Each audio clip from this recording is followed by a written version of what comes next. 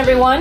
This is Susan Denee, and you are listening to the Know You're Crazy talk show, where we are talking about emotional elevation in the raw. What is emotional elevation in the raw? It is simply the removal of the filters which have held so many of us from truly expressing how we really feel about living this life day to day. Whether it be finances, romances, professional, or even our health, we all have a little bit of crazy to dive in and get to know. As a certified high-performance coach to corporations and individuals, as well as a woman helping women recover from alcoholism and addiction for nearly 20 years, I not only will bring you my insight and experience, but that of experts and everyday individuals like yourself who have figured something out about this emotional elevation. Please join me one episode at a time as we find solutions together for our crazy. Remember, this journey of life is meant to be enjoyed, and you deserve that because you are worth it. Hello, everyone, and welcome back to the Know You're Crazy talk show. My name is Susan Denee, and this is where we are doing emotional recovery in the raw. If you joined us last week, then you are well acquainted with the nature of the show, why it's titled Know You're Crazy, my particular brand of crazy, and the messages I like to deliver around the healing of our crazy. We also dove into the power of influencing the relationships in our life. We took a little score at the end of last week's show. Little test score that you each got to do on your own. And it was related to the areas in your life. And the 4 areas that I'm going to share a lot about are our relationships, our finances, our health, and our professional. Those are usually the 4 key areas in our lives where we will experience extremes in our personalities and our reactions. Our values are impacted in those areas. Our beliefs are definitely taking play in those areas. And usually there's not much outside of that other than the one that's not, I didn't include in that, but is just as important for a lot of us is the spiritual development. But the 4 main areas that I hear talked about a lot are those 4. The test that I gave, which was just simply saying on a scale of 1 to 10, how do you feel you are showing up in relationships in those areas? You know, in the health, it's going to be a relationship with yourself. How do you feel you're showing up in that area in your health? How do you feel you're showing up in relationship to others at work, in your intimate relationships, your platonic relationships, and how is your relationship with money? You know, and we took a little score, and I said, save the score. And if you weren't here last week and you want to do that real quick, you can. I'll add to that. What I added last week was try to be as unbiased as possible. I know that's almost silly to ask because it's you taking your own score. But where I'm going, what I'm leaning towards in that area is be sure you're giving yourself credit. The example I used was, you know, as a mom or as a parent, I'll just say as a parent, you know, sometimes I would get caught in this comparison of the way I thought it was supposed to look, and I wasn't giving myself credit for what I was doing. For example, you know, I have 3 daughters, and for a while, you know, I wanted to be that super mom, that their hair was braided when they went to school, or the outfits matched, and that wasn't happening. I was working full time. I was lucky if they had a bath the night before every night. You know, sometimes the hair got combed when we walked out the door. Other times we'd pull up to the school and I'd realize that their hair hadn't been brushed, and I'd be, you know, I had to put a brush in the car to make sure that it happened before they got out of the car. I mean, there was, and if I really, and I did often back then, would focus on what I wasn't doing enough of, and I would have like this, as I like to call it, for me, it was this full-time working mom guilt, right? Should, you know, it can't be in both places at the same time. But when I wasn't, I couldn't accept that. I was still fighting it. And so what I felt about myself as a parent probably would have been about a 5 on that scale of 1 to 10. Realistically, when I reflect back, you know, My kids had food on the table every single night. They were in a safe home. They had a roof over their head. They were clothed. They were loved. And those important things that really I was showing up for, but I wasn't giving myself credit for that. So when you take the score of 1 to 10, if you're doing that real quick, be sure to give yourself credit, and if today's one of those days where you're tuning in and you're just down in the dumps, give yourself some credit, give yourself some credit for showing up. Give yourself some credit for being willing to listen to a message that may help you today. Give yourself some credit. All right, what are we going to be talking about today? I'm actually kind of excited about today. And why am I excited? Because, last week I expanded on, the Know You're Crazy. I talked about, that's the name of the show. Ultimately, the show the show idea and the format, at least as we start out, because I'm sure this show will grow like everything else, and it'll morph and change over time. But coming right out of the gate, we're going to be talking a lot about my upcoming book, Know You're Crazy. And the reason we're going to talk a lot about that book is because in that book are 10 or 12, or I say 10 or 12 because I kind of question whether I want to call one a method or not. Anyway, 10 or 12 organic methods that came about as a result of my continuous work with women for nearly 20 years, and also with individuals professionally at work and in coaching. And what would happen is I would find myself repeating the same methods. Like I will say, we're not that unique in our problems. We're just not. We think we are, right? Like we really want to think we are unique, but you are not unique. If I have, how many of us have financial problems at one time in our life?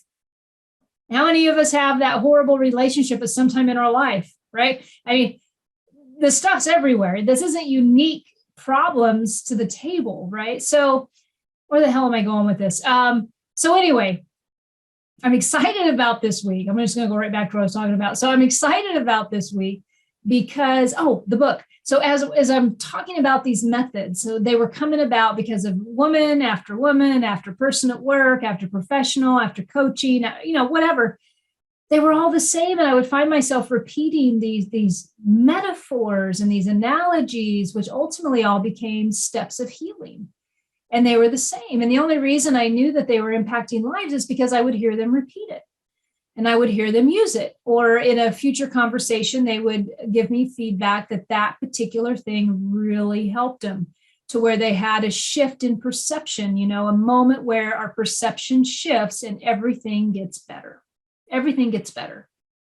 In working with people over the years, what I started to understand at about 2 or 3 years in, and this is why I'm excited about today's show, because today's show I'm gonna be talking about the core, the first identification of Know You're Crazy, and I would identify it in the people I'm working with. I still do. Today it's more of I just intuitively go with it because I've been doing it for so long. But I still like to recognize it when I'm in business. If I'm in a consultation role or I'm doing something like that, I like to recognize these traits in people, at least get a snapshot, because once you start dialing in, you can kind of see how people process information, at least the first go-to.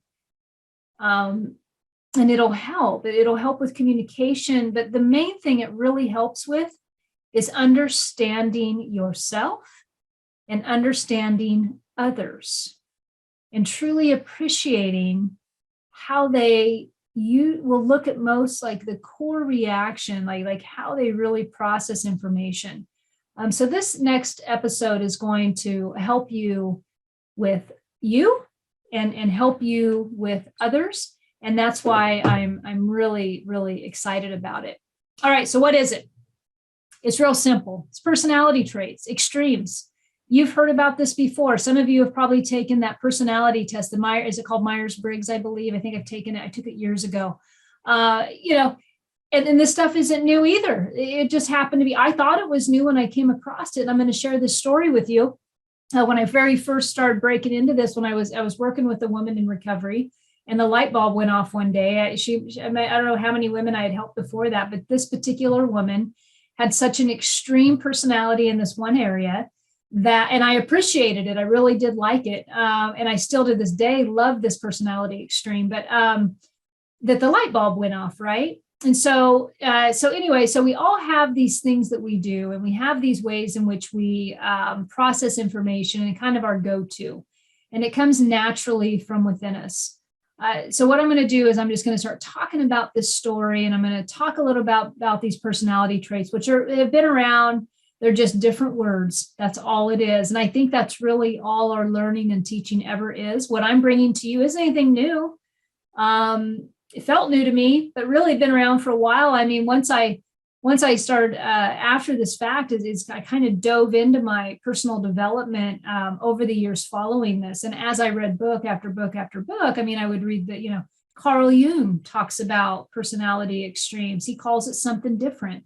The book, Men Are From Mars, Women Are From Venus, two different personality extremes. Yeah, you've got male, female, but when you really read the context of the book, he's simply just talking about the different ways in which people process information. And the more books I read, there's plenty more examples out there of what I'm going to be sharing about. I've just got my own terms for it. And these particular terms are what seem to resonate with the people that I've worked with. And so I'm going to share them with you. All right. So what are they? I'm trying to think of where I want to start with this, with the story. All right. So I was probably 3 years in helping women recover from addiction and alcoholism. And that is such a blessing. And it's such a great learning ground on how to really, truly help people, because one, it's free of charge if you're doing it from the rooms of recovery, because we are taught in recovery to give back what's been given so freely to us. And so we do it to stay sober, and we do it to stay in alignment with the principles of the program that we're working. It's a fantastic opportunity to be of service. And it's selfless, which means that it interrupts your day. It interrupts your routine. And when we are in early sobriety, if anybody's watching this that's been in early sobriety, we are a handful, and we don't trust anybody, and we're sensitive, and we've got a lot of misconceptions about life because we've been so fogged up in drugs and alcohol for so long. And we're owning the fact that we're crazy, and we're owning the fact that we really, truly don't know anything. And we're scared, because we're finally confronting life, like really with no fog for the first time. And sometimes we're waking up in pretty desperate situations, which just means that we've hurt a lot of people, including ourselves. And so it's a fragile place.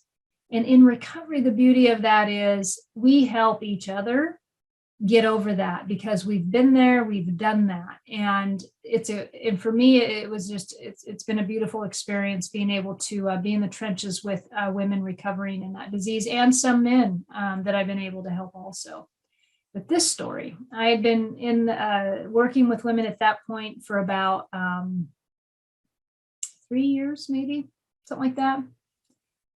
And this woman came up to me, and she asked me to help her. And my first glimpse at her, all put together, the hair's put together, not a strand out of place. The glasses are perfect. The designer handbag. I mean, if I, I couldn't even believe she was in recovery. Let's put it that way. I mean, she looked that put together. I mean, usually we come in the rooms. I say rooms of recovery. You'll get used to this language if you pay attention to me long enough. So anyway, we think I came in a hot mess. I mean, I remember a woman seeing me a year later after I got sober, and she's like, "Wow, you look good. You were so skinny and gray looking when you got sober." And I remember when I got sober, I thought I was looking pretty good. Yeah, misconception. So this woman comes up to me, but she doesn't look like any of that. She looks very well put together. And I'm thinking, well, and she was saying she was new to sobriety. So I'm thinking before she told me that, I thought maybe she had some time because she looked that put together. But over time, as I got to know her, what I started to understand about her was that she was really scared of coloring outside the lines.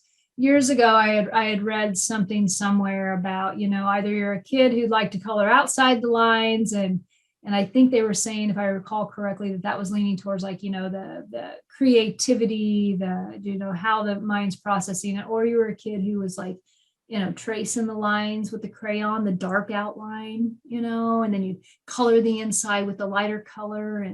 and everything, all the lines on the coloring page would be like, okay, that was me. I was a color inside the lines kind of kid. She was a color inside the lines kind of person. Extreme. And you know what else was extreme about her? Her intensity. And this is the part that I just adored about her. And usually I find, for me, I'll go from me. I am very comfortable with intense personalities. It takes a lot to intimidate me, probably because, my beliefs, my background, obviously that's what it is. But I'm very comfortable in that setting. So it takes a lot for somebody to be angry about something in front of me and for that to scare me or to deter me, right? On the opposite end, I will have to really, I've learned now I'm okay at, a lot better at it than I ever used to be. But now I've learned that when somebody is not intense, that it doesn't mean that they lack confidence, or it doesn't mean that they don't have these other gifts. Like I learned that over time also in the coaching arena and helping so many people. But this particular personality extreme, and she was extremely intense. I loved working with her because the thing about her and the thing about some folks who are just blah is you know where they're at. You know where they stand. And that's what it is. Last episode, I talked about my dad being a very direct man growing up, respectful but direct. And you just always knew where he stood. You knew what he was stood. And so when I'm helping someone, the more direct they are about what's going on within them, obviously the easier it is for me to help them, because I'm not having to kind of come in through another direction, figure out what they're scared of, ask them more questions, because I'm trying to get to the, help get in there with them and figure out what they're in pain over, right? When you're direct, it's just so much material to work with. And she gave me a ton of material, and I loved her for it.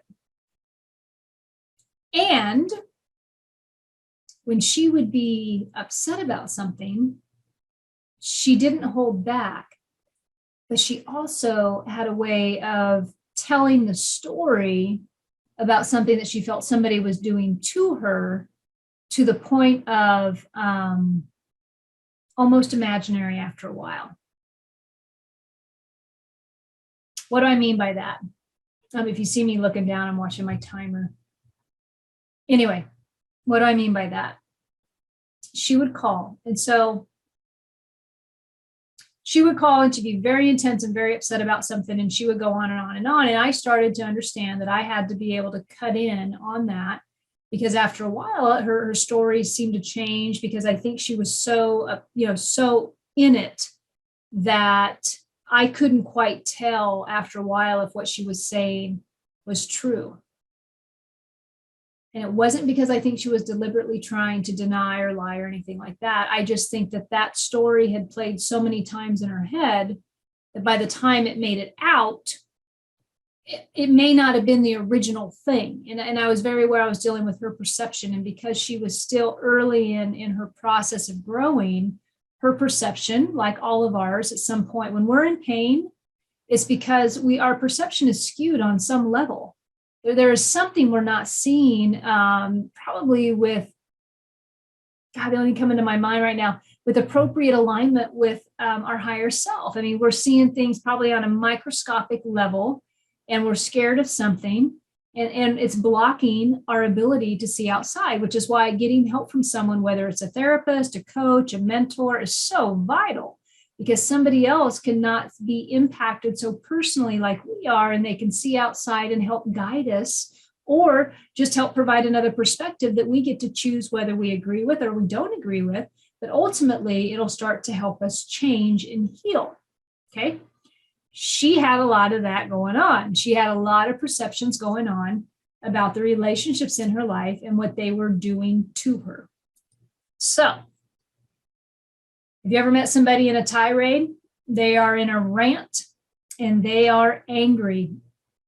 I so related to this woman because that was me for many years. I could go off on a tangent, super mad about something, and not stop. So here's what I'm going to do. We're going to be having to cut to break. I'm just going to ask you to think, have you ever known anybody who I'm going to call a ranter? I don't even know if that's a word, ranter, but I think you know what I'm talking about. Somebody who gets really irate and they go on and on and on and on, and they're a victim and they're mad. They're mad. And when I say victim, I don't mean that in a discouraging way, but I just mean literally somebody's doing something to them and they're telling you the story and they go on and on. Okay. Think about that, because when we come back from break, I'm going to tell you the rest of this story, and I'm going to get to that personality extreme that she represented, which might be you. It might be you. Thanks for joining. Once again, before you go to break, if you want to actually talk to me or send me a message, it's at my website, susandenee.com, or Instagram at Susan_Denee, or my Facebook, send me a message, Susan Denee. And Denee is Denee. All right, we will return.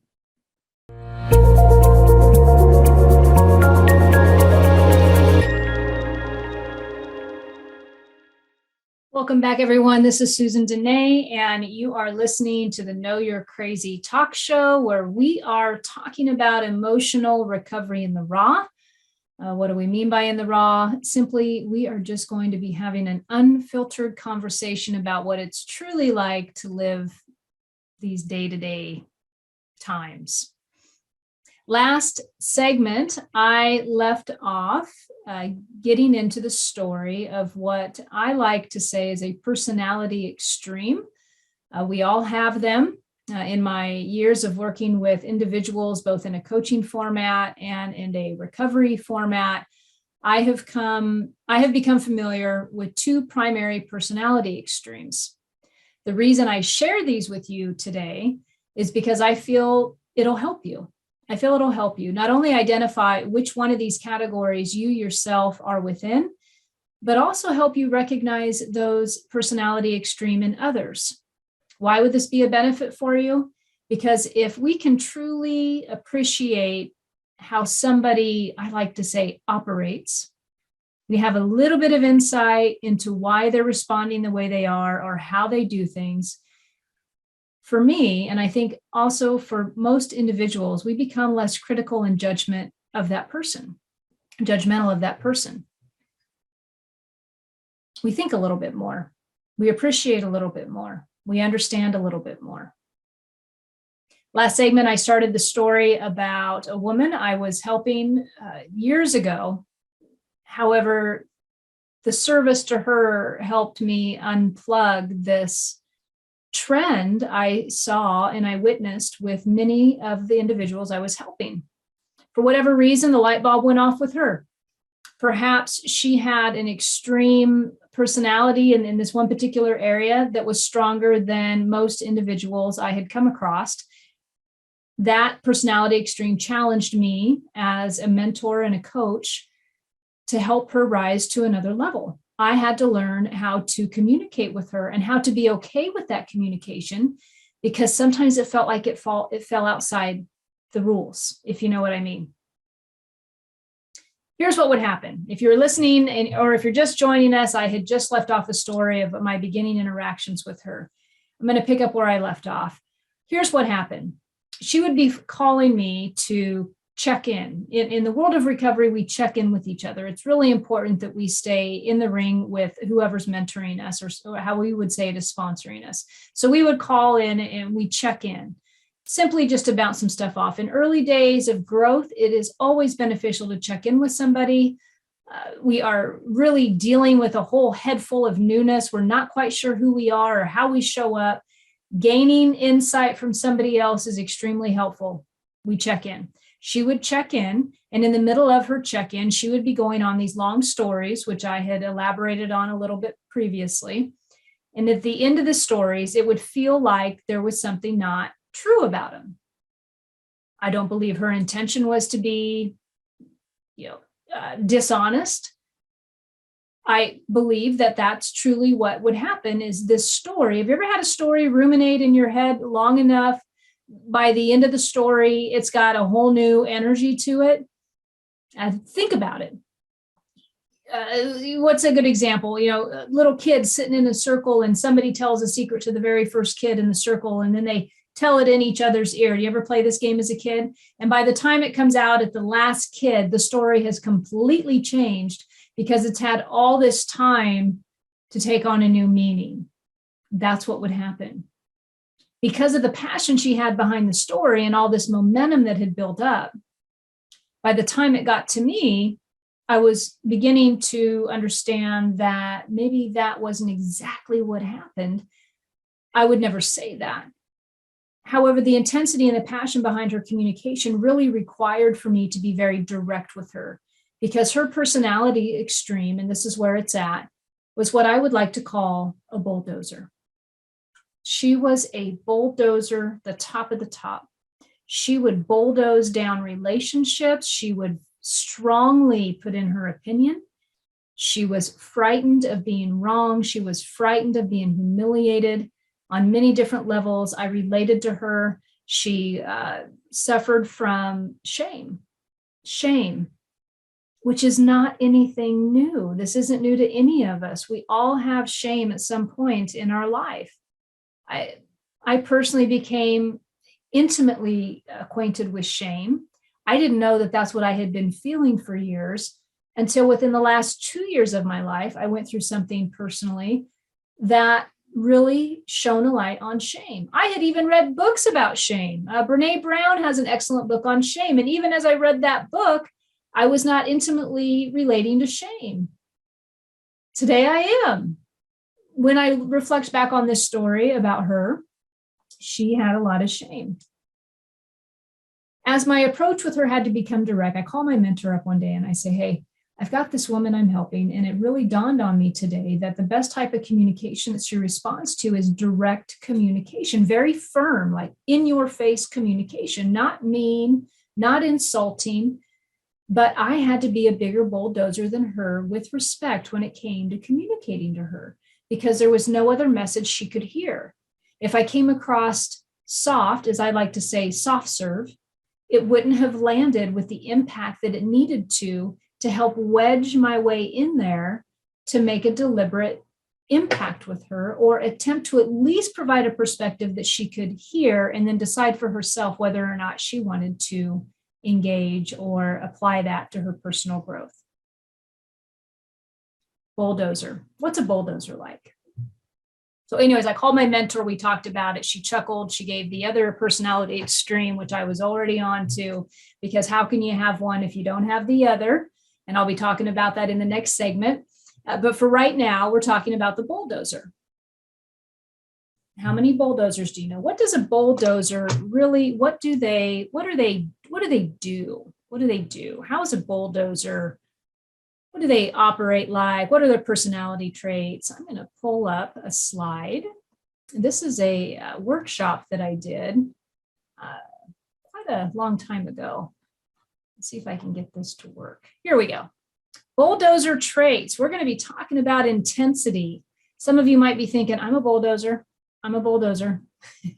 Have you owned the bulldozing? This falls on my playground also. Number one, thing about a bulldozer is we like to outward blame, which just simply means if the world and its people in it behave the way that I think it should, I will be much better. My life would be sweeter if you just did what you were supposed to do. This can come up with highly confident, overly confident people who are very good decision makers. Many leaders will come under the bulldozer definition. Keep in mind when I'm giving these traits, I'm not saying these are bad things at all. There is so much good with the bulldozer. But these tend to be, if I see this in anyone or if I'm experiencing it in a business setting, these are what most folks may put into a category of the strong ones. Okay, bulldozer, outward blame.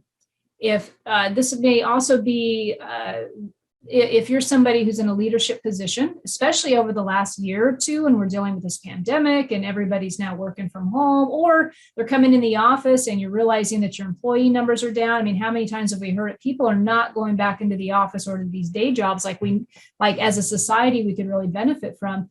People are, they've woken up to a new way of doing things. But if you're with those employees who are coming in the office, there's a change in energy right now where they're not really on board with some of the old school ways of doing things. And based on the women I'm coaching right now and some of the individuals I'm talking to, the mentality and the culture is changing. And that can get frustrating for a bulldozer because, hey, you're taking breaks, you're cutting corners. What the heck? Once again, looking to take blame on something outside of them in order to justify the uneasiness or the anger that they're feeling. What's next? Will character assassinate someone and not feel remorse for doing so? This will fall under the umbrella of justification. I have a right to take this opinion. I am capable of taking this opinion. And we're going to character assassinate a little bit. We're going to, point out some real obvious flaws that doesn't everybody see. And then afterwards, a bulldozer may not feel any type of remorse for this. Or they can compartmentalize it like an expert. Compartmentalize it like an expert. The trick, I'm going to throw this in there. I wasn't expecting this to be said, but the trick with an expert compartmentalizer is realizing when the compartmentalizing becomes stuffing. This is where a bulldozer may find some flaw in their plan. Next. The other party is usually wrong. The bulldozer is justified in their actions. That somewhat falls into the character assassination category. This would also fall into the leaders that I've been talking to who are managing and running offices right now. Usually the employee just doesn't understand what they're doing is inappropriate. I'm justified in my actions and how I address this, whether that's a sweet way, direct way, whatever it is, I'm justified. The other party's usually wrong. It's not me. It's not me. It's the other party. I'm going to go to this next one, then we got to go to break. They are a tell it is type of person. They are a tell it like it is type of person. Are you a tell it like it is type of person? Okay, we're going to go to break. I'm going to come back. I'm going to finish that list. I'm going to finish the wrap up on bulldozer, and we're going to move into the other personality extreme and the story behind that one. And maybe that's your category. Maybe you're not the bulldozer. Hey, if you want to get in touch with me, you can you can reach out to me on my website at susandenee.com. You can also touch base with me on Facebook at Susan Denee, or my Instagram, which probably holds the most of my content, at Susan_Denee. I look forward to coming back and diving into the rest of the bulldozer and the other personality extreme.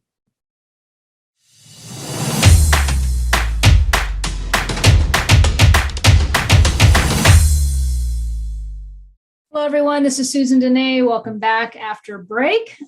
If you have been previously with us, we are talking about personality extremes. I am covering right now the bulldozer. If you are just now joining us, I am simply going through a part of a workshop I held previously when I was discussing bulldozer traits. Why are we discussing personality traits extreme? And these are the extreme of the personality. Well, because I feel it's beneficial to understand if you're a bulldozer, some of the things that you do, how you operate. Also, if you're coming in contact with bulldozers, there is a certain, what I have found in my experience in coaching and working with others, there is a certain taste, a certain delivery with bulldozers that is highly more effective than what I like to call the soft serve approach, which is necessary for the other personality extreme that I'm going to be breaking into in this segment. But before I move forward, I'm going to wrap up the bulldozer slideshow that we were doing, actually just one slide, nothing too intense, to continue on with the conversation on the bulldozer. What we were recently going over is we went through the outward blame, the necessity of the bulldozer to find fault with those outside of them, not within themselves. Why do they do this? They simply do this so that they can justify their own actions. It's easier to find fault outside of them than it is within. It's not an automatic go within, it's an automatic go out. Character assassinate someone and not feel remorse for doing so. the ability to just find accountability outside of them, regardless of how that message can be delivered. A bulldozer is very good at disconnecting automatically. I will add, as we go further on into this segment of the show, I will be talking about how we have a little bit of everything in us, this extreme and the other extreme. But for right now, making the point on the bulldozer, I'm going to say stick with that explanation on the character assassination. But there's more to that. Other party is usually wrong. The bulldozer is justified in their rightness, or we could say righteousness. I'm justified in how I'm addressing this. The other person just doesn't know what they're doing. Sometimes that can come across in leaders who are bulldozers who just can't quite comprehend why an employee isn't doing what they should be doing. That's the best example I can give. This may also fall with the bulldozer parent who is lacking the ability to compassionately resonate or relate to their children. They see the children more in what they're not doing correctly versus what they are, but can disconnect emotionally from that relationship in order to claim the justified position of themselves. So the other party's wrong, which would be the kid, the employee, that type of thing. They have often heard, if you're a bulldozer, you have heard this, you are a tell it like it is type of person. You've probably heard this at some time. You might also, there's a couple of things that can be said about a bulldozer. If you've been a bulldozer, these are a couple of things that you may hear as a way to describe you over the years. Direct, might even been called mean. This one, tell it like it is type of person. Confident, strong. Okay, just a couple things. They like to argue and they don't back down easily.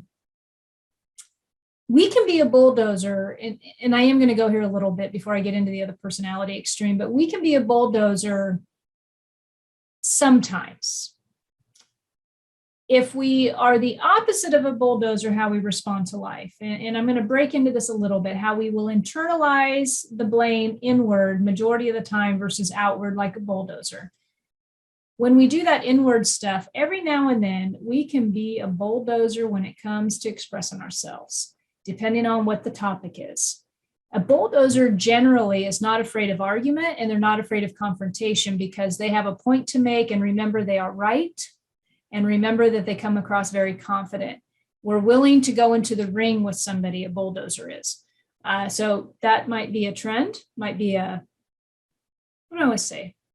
Whatever trend. Struggles with having compassion. Many of the bulldozers I've coached and mentored have expressed the difficulty they have with truly being compassionate, authentically, altruistically within, being compassionate towards another individual. They are so good at compartmentalizing, they are so good at disconnecting that they feel like they cannot be loving, soft, right? It's more of the harder edge. Okay. And then there's a couple more traits or descriptions that may be said about a bulldozer. If you're a bulldozer, you've heard some of these, or if you've come across a bulldozer, and you're not a bulldozer, you have described a bulldozer like this. You know these folks, which ones are intimidating, mean, blunt, direct, strong, all that good stuff, right? So that brings us on to the next topic, which I'm going to pop out of real quick, because we will be coming back to that. Doormat, the extreme, the other extreme of the totem pole, right? So if you've got bulldozer over here, well, what's the other extreme? And what I was briefly mentioning on that last click of the slide is in between here is a whole bunch of gray. So what I'm talking about today, and if there was enough time, I'd go on and on about this, but I'm talking about when you're the extreme example of bulldozer, or you're the extreme example of the opposite end of the pole, which is a doormat. So how about a story about the doormat? How did I get to the doormat? Well, I told you on the bulldozer explanation, I had called my mentor that day and I said, hey, I come across this woman I'm helping, she seems to respond more so to this direct communication, which I'm highly comfortable with. And in that conversation with my mentor, I said, and then there's another person that I'm mentoring at the same time, and she's completely opposite. If I communicated with her like I communicated with this, with this individual, this bulldozer, this one would crumble. And my mentor actually said the word, and you've heard this probably if you're in self-development at all, or if you've read or whatever. She said, I call them doormats. And that was the world my mentor had come from. And I said, yeah, it is. It's like a doormat mentality. So what I started to understand about the doormat side of things is the doormat versus the outward blame goes inward. I had a woman come into my life about the same time that this other one did. And this woman, super sweet, just a genuine heart of gold. I recognize these traits in her because from my background, I would fall more on, I had to recover from my extreme bulldozer, right? So I was one of those ones that was extreme bulldozer, and I had to pull and work my way more towards over in here in the middle of this, right? Didn't want to go all the way to doormat. And I'll get to that because there are areas that we show up in both extremes, right? But this woman was in that, she had what I would like to say the traits of a doormat, which can be extremely loving and gentle. And when someone is extremely loving and gentle, you know who they are. You just think in your life, who in your life is like that? Who in your life is extremely loving and gentle? And sometimes that personality extreme can struggle with needing to set a boundary, or can struggle with ever finding accountability outside of themselves. So the doormat can tend to be overly accountable for all their perceived problems, which means instead of looking outward of them to find account, they go inward to a hurtful extent against themselves. I like to call this the pride in reverse. This is, I've got a problem today, and maybe it's a problem with their kid. Okay, this particular woman that I got to be of service to, she was in my life for several years, and one of the issues that I remember where her doormat really came out strong, that pride in reverse, was with her children. And as her children got older, and they started to have their own journeys, which we all know, journeys include frustration, journeys include, the hard knocks of life, if that's what we want to call it. Life's going to dish up some stuff, and it's not always going to feel good. When we witness our children going through that, and I'm going to speak from a mom, but I know it's hard for dads too. It is hard to witness that. It is hard to feel it. It is hard to not feel responsible for it. The doormat extreme is, I'm a horrible mom. I am so horrible. Everything I did in my past is why they're like this. If I wouldn't have been, X, Y, and Z when they were little, this would not be happening now as they're older. I just can't get past myself. This is so, it's just, I feel like a piece of crap. It's all my fault. The inward voice is very negative. Where the bulldozer, the outward voice, is negative towards others, the doormat internalizes. Their shame is so deep that they can't see past what they feel is rotten about themselves. So everything is internalized. So I'm sure you can appreciate when I say I could never coach someone whose first go-to is here like I would somebody whose first go-to is out, because the outward bulldozer is more direct communication. The doormat would be an approach of soft serve communication, but soft serve that's not necessarily without directness, if that makes sense.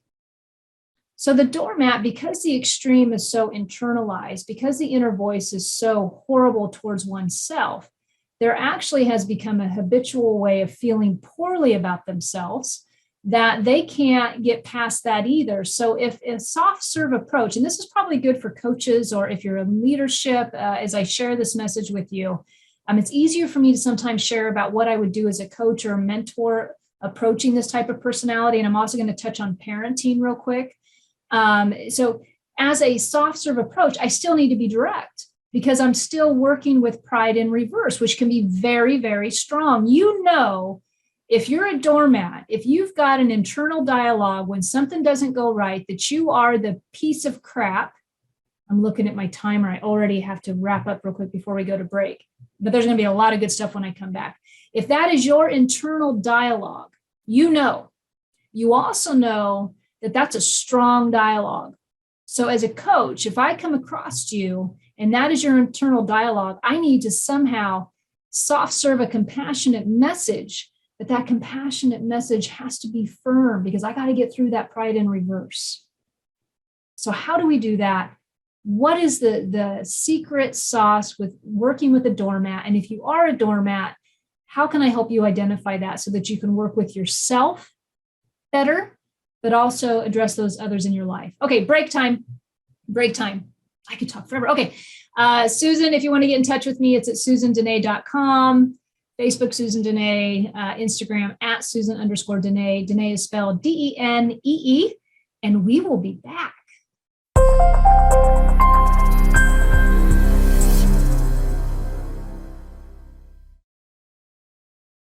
Welcome back, folks. This is Susan Denee, and you are listening to the Know You're Crazy talk show, where we are talking about emotional recovery in the raw.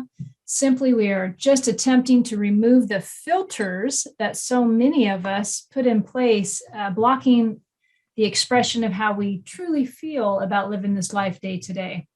In today's show, I am sharing with you my experience and my insight regarding two personality extremes, which I have found over the years shows up in every single person that I've coached or mentored.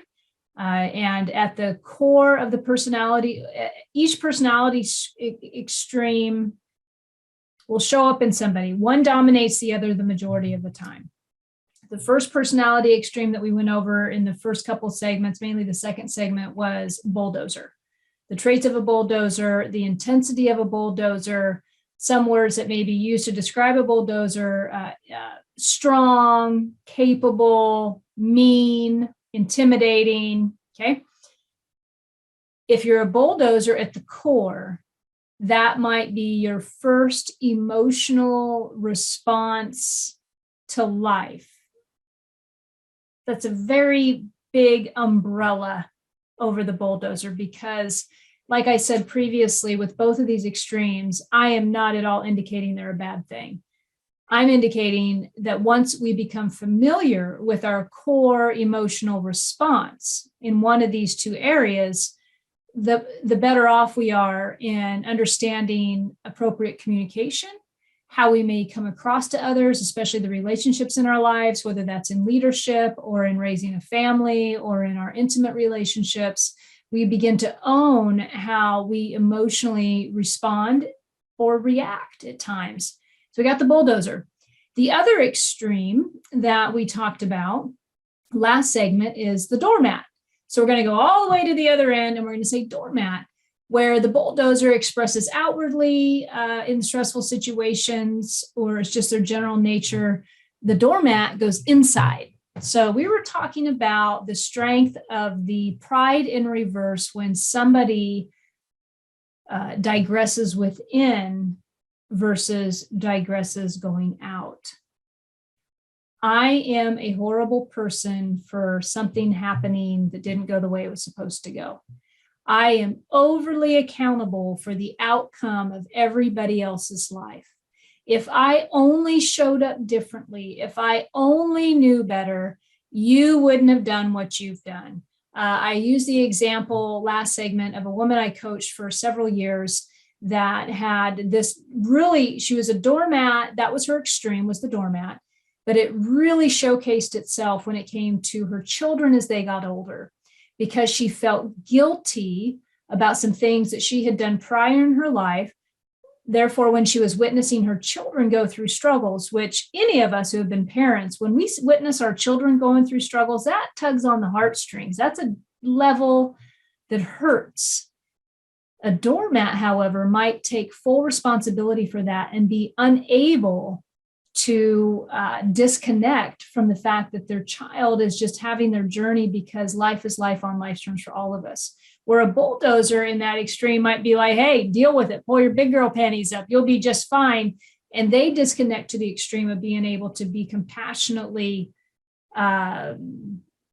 resonate with their child, if that makes sense. And like I said, we're going to the extreme examples. There's a ton of in between. The doormat, however, what would happen with her is she was overly owning her child's experience to the point of almost depression, to the point of worrying night and day that this child was hopeless in their ability to recover. And so the doormat, pride in reverse, it is so deep and so habitual, coming in, that as a coach, my role would be to come in and not direct communicate like I would with a bulldozer in my style of that, but soft serve the entry point of communication, which still needs to be direct, but it's a different type of directness. Because that pride in reverse with the doormat, extremely powerful. When I say pity pot, that's not even given the doormat extreme the respect that it deserves. And I respect our crazy, by the way. I respect it beyond. I respect crazy like I respect my recovery from addiction and alcoholism. It is intense when you're in it. And self-pity doesn't even give a compliment to what a doormat will feel when they're in their crazy to that extreme. Okay? Why do I talk about that? Because I talk about we have to get to this point in our lives where we truly honor and respect how we are real crazy when we really go to the mat with it. In the doormat scenario, when it gets that ugly and that internalized, like extreme doormat would be ultimately the supreme sacrifice of suicide. That would be like off the charts extreme. Extreme bulldozer misery, like outward blame, extreme horrible anger, rage, might be murder, right? Like that's extreme. So we're not on those degrees today, but that is where I'm going with this. So I honor my crazy, in which category I tend to lean in more on a regular basis. And I will spot that in clients I work with, which is, I've never had the ultimate extreme in either case. Well, maybe on this doormat side, I've experienced a little bit with clients, but ultimately, we are somewhere in that middle. And what I find helpful for folks is let's respect the crazy. Let's get to the bottom of which extreme you are. Let's just honor it. Let's just honor it. Because with both of these personality types, there's a ton of blessing in it. Earlier, I described someone who might lean towards the doormat side as compassionate, automatically compassionate, sometimes too empathetic and not enough compassion, but on that side of the coin. So I'm going to share my screen here for a moment with the doormat. Last segment, I thought I was sharing my screen. I wasn't, as I was reading off things. So if you caught up to that, you were right. Okay, doormat traits. Inward blame. Okay, I've elaborated on that quite a bit, what that's all about. Overly responsible for problems in a relationship, feels it's all their fault. Gets in an argument or has an issue with their significant other. The doormat's going to overly own it and try to adjust them to a T without ever being able to communicate what they need from the other partner. So it goes more or less inward. Something's wrong with me. If I just fix me enough, this will get better. And unfortunately, sometimes a doormat in the extreme can lack courage to communicate what they need from the other partner. As I've touched base, and I'm going to do this after I wrap up this slide, as I've touched base on, we have a little bit of each of us, of each extreme in us. I was a doormat in my relationship, my intimate relationships for a long time. Next, constantly overwhelmed and concerned what other people think of them. Oh, this one. This is like the icing on the cake, okay? A doormat will, on a regular basis, day to day, before they've learned to apply tools and to overcome the extremity of this particular personality extreme, they are constantly worried what you think of them, constantly. What they wear, how they show up, if remember the color outside the line things, they tend to be more inside the line type of person, because if we color outside of the lines, what are you going to think of me? So sometimes they'll lean more in that direction. However, but they are obsessed with what you think of them, because they're determining how inward self-loathing they're going to go based on what somebody else is thinking of them. So this is a real heavy one with a doormat, and it can go to certain extremes, not so much. But if this one's heavy for you and you're resonating with it quite a bit, that might be something you struggle with.